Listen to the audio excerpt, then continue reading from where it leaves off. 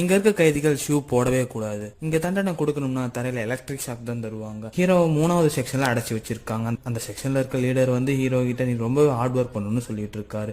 அங்க இருக்க செக்ஷன் நடுவில் போட்டி வைப்பாங்களாங்க. அங்க இருக்கவங்க யார் ரொம்ப கம்மியா வேலை செய்யறாங்களோ அவங்களுக்கு வாரம் ஒரு முறை எலக்ட்ரிக் ஷாக் தருவாங்கன்னு சொல்லிட்டு இருக்காரு. இந்த ஜெயில இருக்கவங்க ஒவ்வொரு நாளும் 12 மணி நேரம் வேலை செய்யணுமாங்க. வேலை முடிஞ்சது அவங்களுக்குன்னு தனி செல் இருக்கு. ஹீரோட செக்ஷன்ல இருக்கவங்க எல்லாம் அவங்களோட வேலையை முடிச்சுட்டு அவங்களோட செல்லுக்கு போயிட்டு இருக்காங்க. அந்த டைம்ல சைன் லாங்குவேஜ்ல சென்னலை பார்த்து செஞ்சிட்டு இருக்கான். அப்பதான் ஹீரோ ஜன்னல் வழியா வெளியே பாக்குறாரு. கிட்டத்தட்ட 108 ஃப்ளோர்ஸ் இருக்குங்க.